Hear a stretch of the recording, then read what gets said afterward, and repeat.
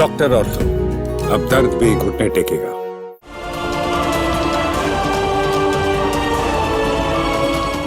नमस्कार, channel 4 news India पर आपका बहुत बहुत स्वागत है। मैं हूं प्रदीप डवास। दोस्तों, बरसात का मौसम चल रहा है। हवाएं देखने वाले, पहचानने वाले बता देते हैं कि बरसात कब होने वाली है, कैसी होने वाली है, जोरदार होने वाली है या सिर्फ छींटे पड़ेंगे, बूंदाबांदी होगी। हवाओं के जानकार, हवाओं को पहचानने वाले लोग, मौसम को जानने वाले लोग समाज में बहुत मिल जाते हैं, लेकिन सियासत की हवाओं को पहचानने वाले लोग अक्सर कम देखे जाते हैं। वो सियासत के ऐसे पंडित होते हैं जिनको पता होता है कि इस बार हवा का रुख किस ओर बहने वाला है या बह सकता है, और फिर वो अपने आप को उसी हवा के साथ ले चलते हैं और फिर उनकी कोशिश ये होती है कि हवाओं के साथ चला जाए और सत्ता का एक बार फिर से रुख किया जाए। विधानसभा चुनाव हरियाणा में सिर पे खड़े हैं। लोकसभा चुनाव का परिणाम आप सब ने देखा, और जब लोकसभा चुनाव के परिणाम आए उसके बाद से ये तय हो गया था कि विधानसभा चुनाव आते आते सियासत के कई रंग देखने को मिलेंगे। ये बात मैंने अपने पिछले एपिसोड में भी कही थी, और मैं इसको जब तक चुनाव नहीं हो जाते हो सकता है लगातार दोहराता रहूं, क्योंकि सियासत के रंग अब देखने को मिलने लगे हैं। जननायक जनता पार्टी, जिसका जन्म 2018 नवंबर को हुआ था, वो अब ऐसी बिखरने लगी है, खासकर 12 मार्च के बाद से, कि अब उसको संभालने या संभालने वाला शायद कौन होगा, ये बड़ा सवाल हो गया है। जननायक जनता पार्टी के विधायकों ने शायद हवा का रुख पहचानना शुरू कर दिया है, और इन विधायकों को ये लगने लगा है कि सत्ता में चाहे कोई भी आए, लेकिन जननायक जनता पार्टी का भविष्य क्या होगा, इस पे सवाल है। और इसी सवाल को ध्यान में रखते हुए अब जो है उन्होंने दूसरी पार्टियों का रुख करना शुरू कर दिया है। पिछले 24 घंटे में जननायक जनता पार्टी के 4 विधायक पार्टी को अलविदा कह चुके हैं। इससे पहले खुद पार्टी के प्रदेश अध्यक्ष जो है वो पार्टी को अलविदा कह चुके थे। ये सियासत है दोस्तों, और सियासत में गोटियां केवल शय और मात के लिए चली जाती हैं, मोहरे केवल जीत के लिए बिछाए जाते हैं, पासे केवल जीत के लिए फेंके जाते हैं। और हर कोई चाहता है कि सत्ता का सुख जिस तरह से भोगा गया है वो बरकरार रहे, और जो नहीं भोग पाए हैं वो चाहते हैं कि सत्ता सुख उन्हें एक बार जरूर मिले। यही वजह है कि अब भगदड़ मचनी शुरू हो गई है। ये जननायक जनता पार्टी में नहीं, ये कांग्रेस में नहीं, ये भारतीय जनता पार्टी में नहीं, कहा जाए तो हर दल में इस समय हर दल नेगोशिएशन के मूड में है। कुछ अपने सहयोगियों को बहुत ज़्यादा दे देना चाहते हैं, और कुछ सहयोगी ऐसा होते हैं जो अपने सहयोगियों से बहुत ज़्यादा ले लेना चाहते हैं। ये नेगोशिएशन का वक्त है, मैं फिर कहता हूँ, और सत्ता के ऐसे रंग देखने को लगातार मिलते रहेंगे। आचार संहिता लगते ही जननायक जनता पार्टी के 4 विधायक अलविदा कह गए। सियासत का रुख किस ओर होने जा रहा है, इस पे आज हम चर्चा करेंगे। हमारे साथ हम सबके प्रिय, आप सबके प्रिय नवीन धमीजा जी हैं। मैंने पिछले एपिसोड में भी कहा था कि नवीन जी से बेहतर राजनीतिक विश्लेषक हरियाणा में बहुत कम है, और नवीन जी से जानने की कोशिश करेंगे कि क्या हो रहा है हरियाणा की सियासत में, और सियासत का ये ऊँट किस करवट बैठने जा रहा है। नवीन जी, स्वागत है आपका। धन्यवाद डवास जी। ये आचार संहिता लगते ही एक किस्म से हम कहें कि ओले पड़ने शुरू हो गए हैं, और बरसात शुरू हो गई है। कोई कहाँ गिर रहा है विधायक, कहाँ से उठ के, ये देखिए, इस पे तो आपको विशेष टिप्पणी करनी पड़ेगी। और मैं तो ये कहूँगा अपने दर्शकों से भी कि अगर आज का ये शो आपको बेहतर लगे तो कमेंट जरूर कीजिएगा, और नवीन जी जो बताएंगे उसको ध्यान से सुनिएगा। डवास जी, मैं राजनीतिक टिप्पणी करने से पहले, विश्लेषण से पहले, सबसे पहले मैं आपको जन्म दिवस की हार्दिक बधाई देता हूँ, शुभकामनाएं देता हूँ। धन्यवाद। भगवान आपको लंबी उम्र दे, आपकी आवाज़ यूं ही बुलंद रहे और आप बुलंदियों पर रहें। जी, धन्यवाद नवीन जी। तो साथियों, चुनावी बिगुल बज चुका है, राजनीतिक भागदौड़ तेज हो गई है, तेज हो गई है। हलचलें तेज हो गई हैं। बरसात के इस मौसम में राजनीतिक आग उगलने लगी है। जी, वैसे तो सबसे देखिए, पहले बरसात आग बुझा देती है, लेकिन यहाँ तो यहाँ शोले आग भड़क गए। तेज होने लगी है, शोले भड़कने लगे हैं। जी, सबसे पहले जननायक जनता पार्टी के 4 विधायक जिन्होंने पार्टी को अलविदा कह दिया है। सबसे पहले चुनावी बिगुल बजते ही, चुनाव की घोषणा होते ही जननायक जनता पार्टी के विधायक पूर्व मंत्री अनूप धानक ने अपना इस्तीफा दिया। जी, वो भारतीय जनता पार्टी में जुड़ने जा रहे हैं। जी, कयास यही लगाए जा रहे हैं, ऐसी सूचनाएं आ रही है।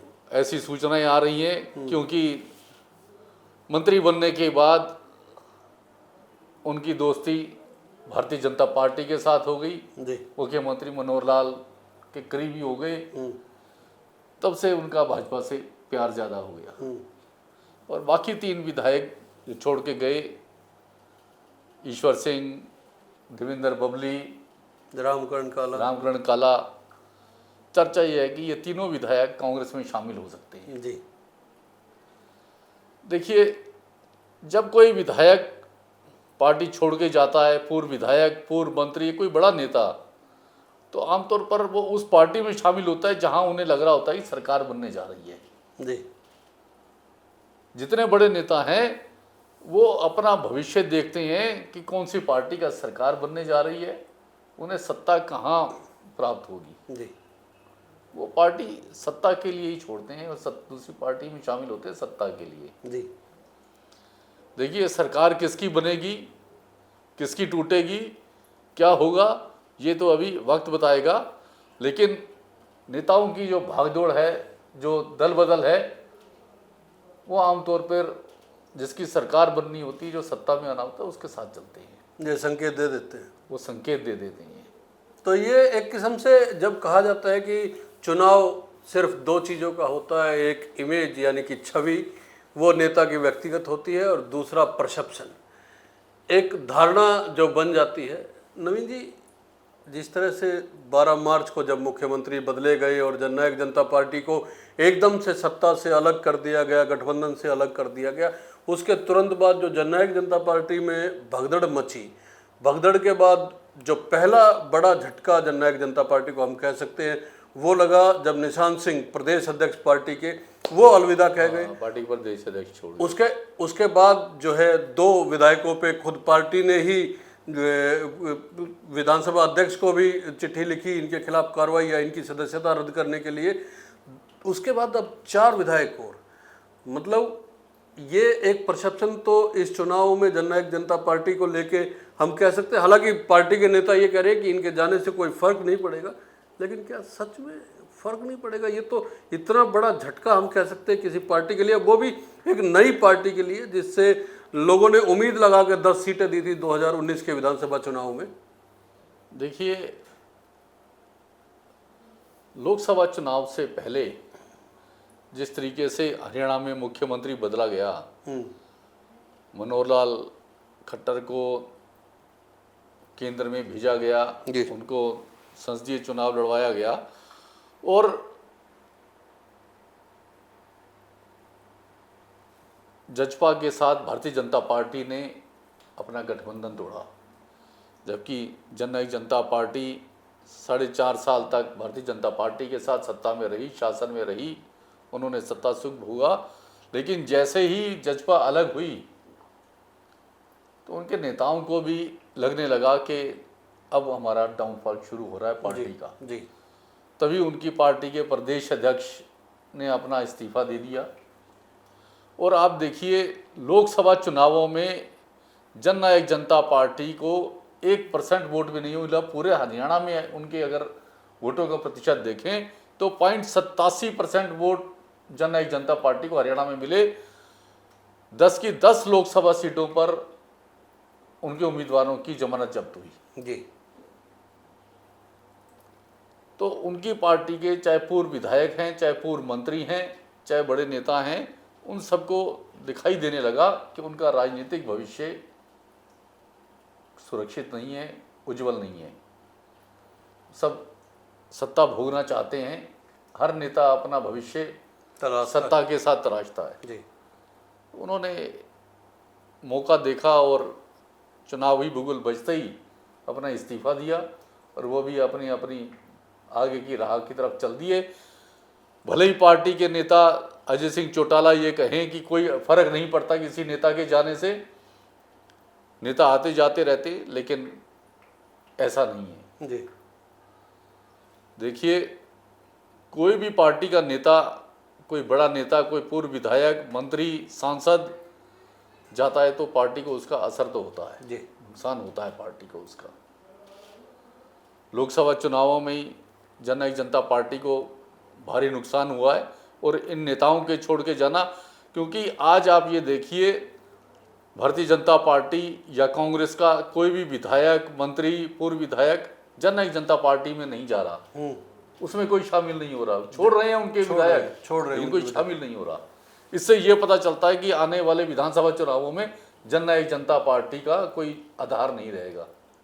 अच्छा, जिस तरह से लोकसभा चुनाव के दौरान आपने देखा तीन निर्दलीय विधायक कांग्रेस में चले गए, अब 4 में से 3 विधायक जननायक जनता पार्टी के, उनका कयास ये लगाया जा रहा है कि वो कांग्रेस की तरफ है। देवेंद्र बबली ने तो लोकसभा चुनाव में जो है खुले तौर पे कांग्रेस की मदद की थी, का उन्होंने सहयोग किया था।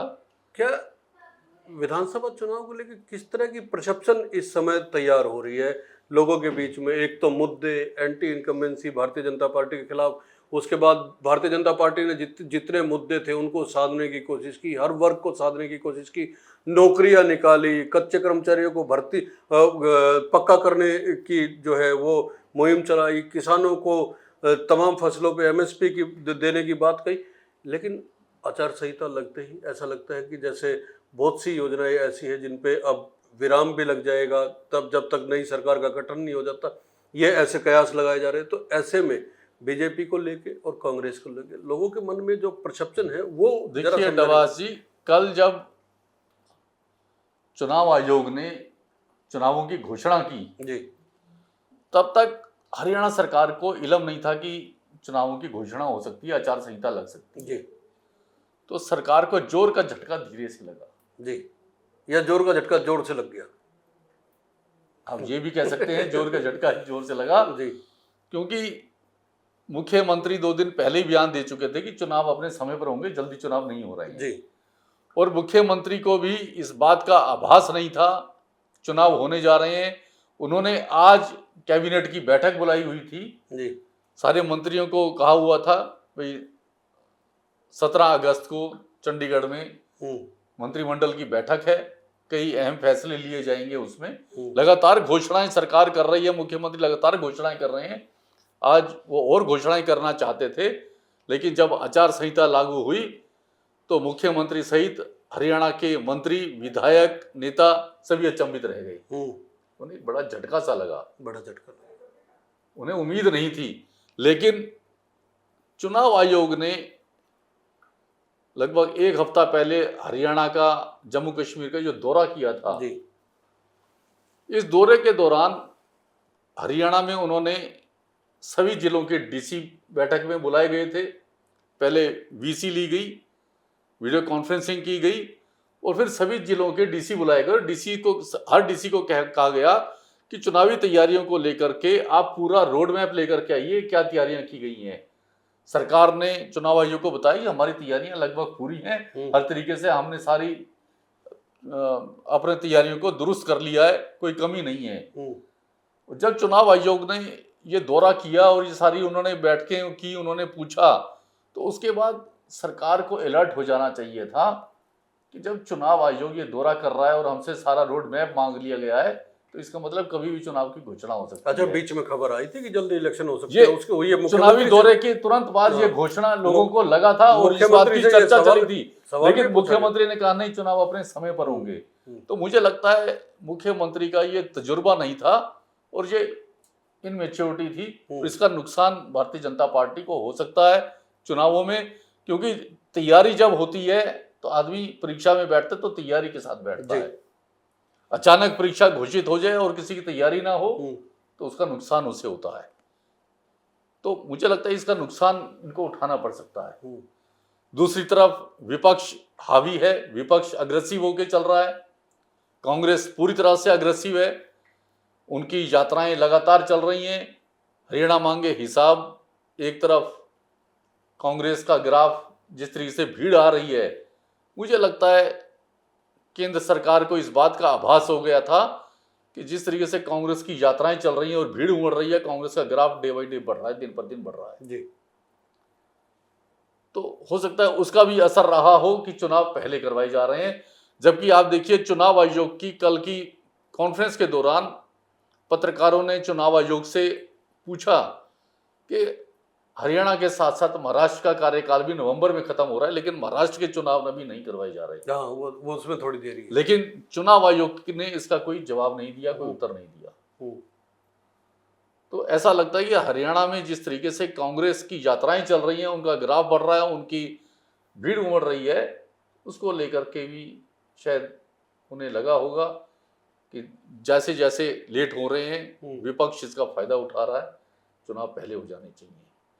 तो हालांकि चुनाव आयोग इंडिपेंडेंट बॉडी है, चुनाव आयोग कहती है उनके ऊपर किसी का कोई दबाव नहीं है, किसी का कोई असर नहीं है, वो अपनी जगह है, लेकिन विपक्ष का लोगों का जो मानना है, चर्चा इस तरह की चल रही है कि कहीं ना कहीं तो ऑटोनोमस बॉडी होने के बावजूद जो है चुनाव आयोग को वैसे भी जो हिंदी में चुनाव आयोग का शॉर्ट फॉर्म बनाया गया है वो केचुआ कहा जाता है। केंद्रीय चुनाव आयोग, उसको शॉर्ट कर दिया गया केचुआ।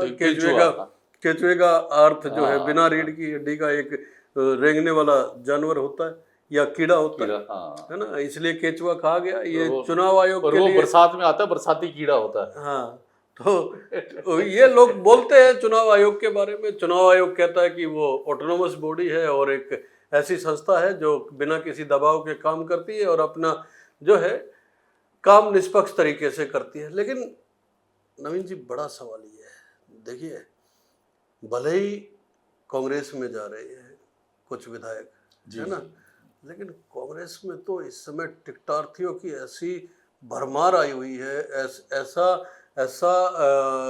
कह सकते रेला आया हुआ है कांग्रेस में टिकट मांगने वालों का। जब क्योंकि हर सीट पे टिकट तो एक ही शख्स को मिलेगी, एक ही उम्मीदवार होगा कांग्रेस का हर सीट पे, और दावेदार जो है कई सीट तो ऐसी है जहां 85 दावेदार है, 80 दावेदार। देखिए डबास जी, ऐसे में ये कोई शक वाली बात नहीं, ये जो बाहर से आने वाले विधायक हैं, मौजूदा सिटिंग विधायक जिनको कहते हैं, है ना, कांग्रेस पार्टी ने पिछले दिनों चुनाव में उम्मीदवारों के लिए आवेदन मांगे थे जी, और 2500 से ज्यादा आवेदन सरकार के पास, कांग्रेस पार्टी के पास आए। 90 सीटों के लिए 2500 से ज्यादा आवेदन। वो इस बात का इशारा कर रहे हैं कि नेता कांग्रेस से चुनाव लड़ना चाहते हैं। हालांकि भारतीय जनता पार्टी के पास भी हर सीट पर दावेदारों की कमी नहीं है, लंबी पंक्ति है, लेकिन कांग्रेस के पास आज ज्यादा भीड़ है चुनाव लड़ने वालों की, उनकी टिकटों को लेकर के ज्यादा मारामारी है जी। तो इसका असर, और ये हर आदमी इस बात का अंदाजा लगा रहा है कि कांग्रेस बढ़त ले रही है। इसका मतलब एक बात और है नवीन जी, जिस तरह से लोकसभा चुनाव से पहले हमने देखा पिछले 10 साल में कांग्रेस की ओर से कोई बड़ा ऐसा मूवमेंट नहीं चलाया गया। लोगों ने तय कर लिया था कि कम से कम जिन मुद्दों को लेके वो परेशान हैं वो सरकार के खिलाफ वोट करेंगे। ये बात शायद कांग्रेस की समझ में आ गई थी, इसीलिए लोकसभा चुनाव के दौरान थोड़ी सी सक्रिय पार्टी दिखी, वरना उससे पहले तो कोई सक्रियता कांग्रेस के नेताओं में तो कम से कम देखने को नहीं मिल रही थी। और लोगों ने जो सरकार के खिलाफ वोट देनी थी, उनको कांग्रेस के अलावा कोई विकल्प नहीं था और उन्होंने कांग्रेस को विकल्प के तौर पे। देखिए डबास जी, कांग्रेस ने हमेशा सत्ता का नशा लिया है, हमेशा सत्ता का आनंद लिया है जी जबकि भारतीय जनता पार्टी ज्यादातर समय विपक्ष में रही है। जी भारतीय जनता पार्टी इसीलिए हमेशा अग्रेसिव मोड में रहती है और कांग्रेस के नेता आनंद के मोड में रहते हैं। तो विपक्ष में रहते हुए कांग्रेस ने विपक्ष का वो रोल अदा नहीं कर पाई, जनता की आवाज नहीं उठा पाई, जनता की आवाज को बुलंद नहीं कर पाई। हालांकि धरने प्रदर्शन कांग्रेस ने किए, लेकिन जिस तरीके से आवाज उठानी चाहिए थी जनता की, जनता भारतीय जनता पार्टी का जो इनकम्बेंसी फैक्टर था, जनता नाराज थी भारतीय जनता पार्टी से। अगर कांग्रेस ने जोरदार तरीके से इन मुद्दों को पहले उठाया होता तो शायद लोकसभा में उन्हें और लाभ मिल सकता था और फायदा मिल सकता था। भारतीय जनता पार्टी से पब्लिक नाराज थी, जनता नाराज थी, एंटी इनकम्बेंसी फैक्टर था, उसका फायदा कांग्रेस को मिला और 5 सीटें उन्होंने हासिल की लोकसभा चुनाव के दौरान। देखिए अब तो कांग्रेस पूरी उसके मेहनत बाद के साथ उठा रही है। देखिए, जब कांग्रेस को ये लगा कि अभी तक आप सुस्ती से काम कर रहे थे, आनंद से काम कर रहे थे और तब भी तुम्हारे पास 5 सीटें आई हैं तो विधानसभा में तुम सरकार बना सकते हो, जब उन्हें इस बात का आभास हुआ तब कांग्रेस ने तेजी पकड़ी। अब तो देखिए, खेलों की सियासत की भी अगर हम बात करें, खेल बड़ा मुद्दा है, खिलाड़ियों का बड़ा मुद्दा। कम से कम हरियाणा के लिहाज से तो हम कह सकते हैं कि अग्निवीर, किसान, बेरोजगारी, खेल, ये तमाम बड़े मुद्दे हैं। और खेल की अगर हम बात करें तो दीपेंद्र हुड्डा, आज विनेश फोगाट जब वापस आई तो बीजेपी की ओर से कोई बड़ा नेता अगर पहुंचा है तो हमें दिखाई नहीं दिया, लेकिन दीपेंद्र हुड्डा तो आज दीपेंद्र हुड्डा विनेश फोगाट के साथ खुली जिप्सी में, खुली जीप में उनके साथ थे जी। उनका जब स्वागत हुआ, जब उनके लिए पूरा दिल्ली एयरपोर्ट से लेकर उनके गांव तक की यात्रा चली, दीपेंद्र हुड्डा उनके साथ रहे। और इस यात्रा से ज्यादा विनेश फोगाट के मुद्दे पर हरियाणा का एक पूरी बिरादरी, एक बड़ा तबका भारतीय जनता पार्टी और सरकार के खिलाफ खड़ा हो गया है। उसका एक बड़ा नुकसान भारतीय जनता पार्टी को होने जा रहा है चुनावों में जी। देखिए, उसके साथ राजनीति हुई है या नहीं हुई, लेकिन एक मैसेज ये गया है कि विनेश फोगाट के साथ अन्याय हुआ है, गलत हुआ है और सरकार उसको न्याय नहीं दिलवा पाई। विनेश के साथ राजनीति हुई या नहीं हुई ये अलग सवाल है, लेकिन विनेश के मुद्दे पर राजनीति जरूर राजनीति हो रही है और इसमें कोई शक वाली बात नहीं। इसका एक बड़ा असर हुआ है और हरियाणा में एक बड़ा वर्ग भारतीय जनता पार्टी और सरकार के खिलाफ हो गया है। पूरी तरह से 100% वोट जो है वो भारतीय जनता पार्टी से कट गया है आज। एक बड़े तबके का। और एक हरियाणा में चाहे वो शहर का खिलाड़ी है, चाहे वो गांव का खिलाड़ी है, खिलाड़ी भी भारतीय जनता पार्टी के खिलाफ खड़ा हो गया है जी। भारतीय जनता पार्टी ने एक बड़ा नुकसान किया है इस मुद्दे पे। क्या मान के चले, जिस तरह से जो 4 विधायक जननायक जनता पार्टी के अब अलग हुए हैं, उसके बाद ये सीधे तौर पे वैसे तो माना ही जा रहा था कि आने वाला विधानसभा चुनाव सिर्फ 2 पार्टियों के बीच है, भारतीय जनता पार्टी और कांग्रेस पार्टी के बीच में है। अब थोड़ा बहुत जो जननायक जनता पार्टी मान के चल रही थी कि मुकाबला करेंगे लोकसभा चुनाव में, जो भी परिणाम रहे हो, जो भी नतीजे आए हो, वो अलग बात है। लेकिन अब तो ये बड़ा डेंट लग गया और सीधे तौर पे मैसेज यही है कि आने वाले विधानसभा चुनाव तो अब सिर्फ 2 पार्टियों के बीच। देखिए, इसमें कोई शक वाली बात नहीं, आने वाला चुनाव भारतीय जनता पार्टी और कांग्रेस के बीच सीधा चुनाव है। ऐसे में तो निर्दलीय बहुत आएंगे। लेकिन देखिए, निर्दलीय के साथ साथ इस चुनावों में आम आदमी पार्टी 90 की 90 विधानसभा सीटों पर अपने उम्मीदवार खड़े करने के लिए तैयार है जी। आम आदमी पार्टी ने घोषणा कर दी है, हम 90 सीटों पर अपने उम्मीदवार खड़े करेंगे, चुनाव लड़ेंगे। लेकिन आम आदमी पार्टी के जो उम्मीदवार होंगे वो जो वोट लेंगे वो वोट लेंगे जो भारतीय जनता पार्टी के खिलाफ है, यानी उसका नुकसान कांग्रेस को होगा। सीधे तौर पे कांग्रेस को होगा। लोकसभा में आम आदमी पार्टी और कांग्रेस का गठबंधन था, मिलकर के चुनाव लड़ रहे थे, लेकिन इसमें दोनों अलग अलग चुनाव लड़ रहे हैं। आप ये देखिए, आम आदमी पार्टी का वोट बैंक अगर मुस्लिम है तो कांग्रेस का भी वोट बैंक वही है जी। इसके अलावा अगर हम बात करें पिछड़े वर्ग की, अगर दलित और पिछड़ा वर्ग अगर आम आदमी के साथ जुड़ा है तो वही कांग्रेस का कांग्रेस का वोट बैंक है। लेकिन बहुत सारी जगहों पर हमने ये भी देखा है लोकसभा चुनावों के दौरान मुस्लिम, दलित, अनुसूचित जाति का या पिछड़े वर्ग का वोट, उन लोगों ने ये देखा कि कौन सा उम्मीदवार चुनाव जीत सकता है, वो लोग इकट्ठे होकर के उस उम्मीदवार के साथ लगे हैं।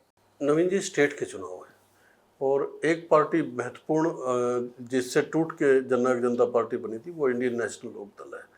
अब क्योंकि जननायक जनता पार्टी इस मुहाने पे आगे खड़ी हो गई है कि उसके अपने ही नेता, अपने ही विधायक जब छोड़ के जा रहे हैं और उनके पास अब गिने चुने 2-3 लोग ऐसे बचे हुए हैं जिनसे पार्टी चल सकती है या बड़े स्तर के नेता हम कह सकते हैं।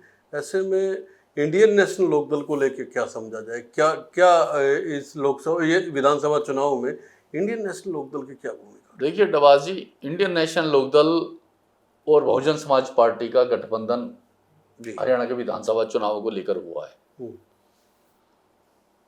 हरियाणा में बहुजन समाज पार्टी का कोई बड़ा अस्तित्व नहीं रहा जी, लेकिन हर सीट पे कुछ वोट है। देखिए, उनका कुछ ना कुछ वोट बैंक जरूर है, लेकिन कोई बहुत बड़ा उनका असर हरियाणा में कभी नहीं रहा। इक्का दुक्का विधायक भी जीतते रहे, इक्का दुक्का विधायक जीतते रहे हैं और जीतने के बाद ज्यादातर मैंने ये देखा है वो बीएसपी छोड़ करके किसी और पार्टी में शामिल हुए हैं। जी जी। तो इंडियन नेशनल लोकदल का भी 1-2 सीटों पर ही असर है, बहुत ज्यादा कोई असर इंडियन नेशनल लोकदल का भी नहीं है। उनका बहुजन समाज पार्टी के साथ गठबंधन के साथ ये होगा, चाहे वो 5,000 वोट लें, 7,000 लें, 2,000 लें, 3, वो नुकसान भी कांग्रेस को होगा जी। देखिए, विधानसभा चुनावों में 1,000, 500 वोट, 2,000 वोट बड़े मायने रखते हैं, बिल्कुल, इसमें कोई और जो वोट टूटेगा वो भी कांग्रेस का ही नुकसान है सीधा सीधा। राई का इलेक्शन देख लीजिए, 3 वोट से हार जीत हुई थी। हाँ बिल्कुल, 3 वोट से हार जीत हुई। लोकसभा चुनावों के दौरान भी बहुत सारी ऐसी सीटें हैं जहां 10,000 से कम वोटों पे हार जीत हुई है। तो विधानसभा में तो ये 1,000, 5-5 वोट बड़े मायने रखते हैं। उनका कैंडिडेट जो भी वोट लेगा वो सीधा नुकसान कांग्रेस का है। तो इसका मतलब ये है कि आने वाला विधानसभा चुनाव तो मुख्य तौर पे कहें तो कांग्रेस और भारतीय जनता पार्टी के बीच होने वाला है, लेकिन दोस्तों विधानसभा चुनाव में सियासत के ऐसे रंग लगातार देखने को मिलते रहेंगे और जो मौसम विशेषज्ञ हैं वो इसी तरह से सामने आते रहेंगे। यह एपिसोड आपको कैसा लगा कमेंट करके ज़रूर बताइएगा, और नवीन जी की टिप्पणी आपको कैसी लगी, नवीन जी का विश्लेषण आपको कैसा लगा, ये ज़रूर बताइएगा कमेंट करके। प्रोग्राम अच्छा लगे तो लाइक कीजिए, शेयर कीजिए और चैनल को सब्सक्राइब करना ना भूलें। नवीन जी धन्यवाद। धन्यवाद अब्बास जी। नमस्कार दोस्तों। नमस्कार।